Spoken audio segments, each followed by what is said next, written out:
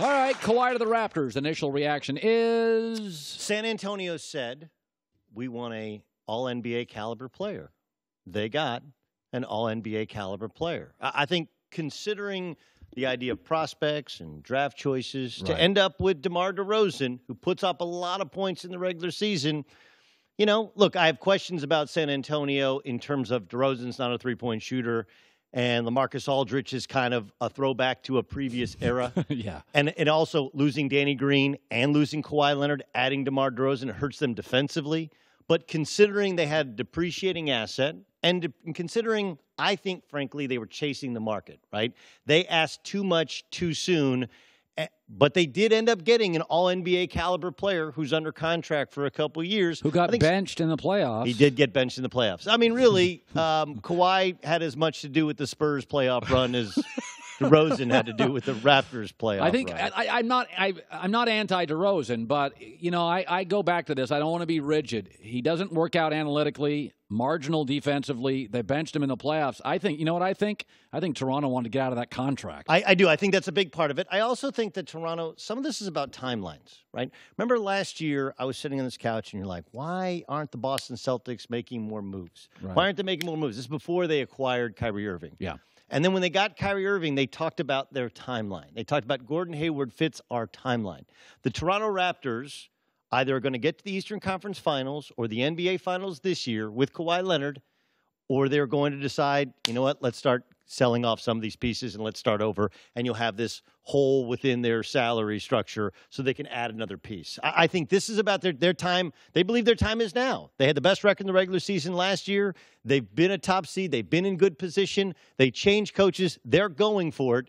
And if Kawhi Leonard will be on board for 1 year, let's see how it works out. I think that's their thinking, as well as the fact that they got out of that DeRozan contract. Okay, so if that's their thinking, you just said a minute ago that San Antonio asked for the world, and they ended up getting a poor defensive, can't shoot, marginal all-star in the West. I don't think it's a marginal all-star is that's there's a bit of an oxymoron in there. In the West, he's third, fourth team all-in. I mean, is he an all-star in the West?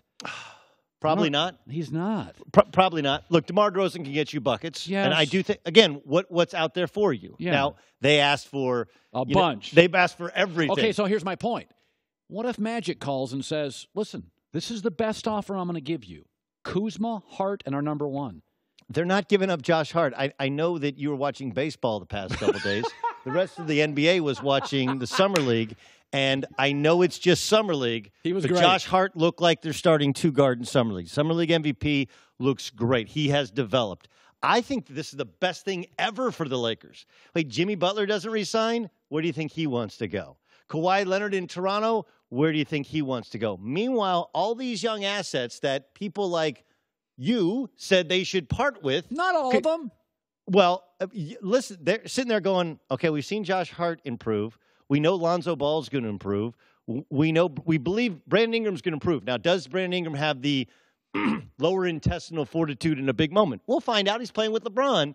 Plus, they know what they have in Kyle Kuzma. He's going to improve. They're sitting on there saying, hey, our timeline is year 2 of LeBron, year 3 of LeBron, hopefully year 4 of LeBron. We're competing for a championship. Whereas next offseason, Golden State has to decide what they're going to do with Clay, what they're going to do with Durant may leave. What Durant could leave. I mean, heck, then you have Boogie Cousins becomes a free agent, and you're looking at Draymond Green, who's a free agent. Like it's all about timelines. Toronto's timeline is let's go for it now, and if not, let's burn it down and start over.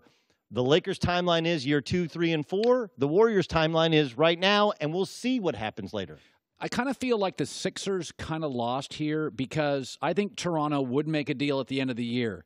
But they ain't giving Philadelphia Simmons, Embiid, and Kawhi and saying, for a decade, I'm not going to beat him.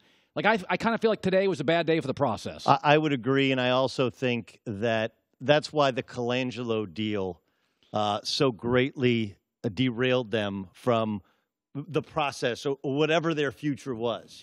Like, look, Brett Brown worked with that. Their whole deal was, hey, Brett Brown and Greg Popovich have a great relationship. He used to work for Pop, and he's in the East. If he couldn't get it done, no one can get it done in Philadelphia. But the fact that they felt like a little bit of a rudderless ship and they haven't solved the Colangelo thing since they got rid of Colangelo. Now what? They went after Daryl Morey 2 days ago, and he said thanks but no thanks. Yeah, I think their lack of a true GM, a true president who can lead them to that next step has really derailed them. Listen, Kawhi said, I want out of San Antonio, and they got out of San Antonio. Could I make the argument that Kawhi needs to leak it to whoever you got to leak it to? I still want to be a Laker.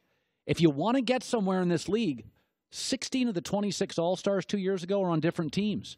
Players are figuring it out. You've got to make demands. There's no question. Look, I think timing is everything. This was probably done now because Greg Popovich wants him with USA Basketball. The problem is once he plays with USA Basketball, he's going to show that he's healthy enough to play. And if he's healthy enough to play, he needs to report to duty in Toronto.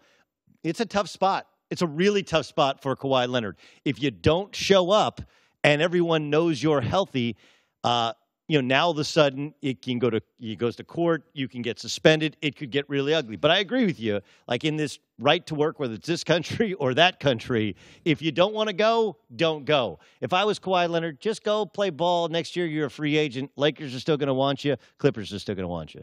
Hi, everybody. Thanks for watching. Subscribe here to get the latest from the show.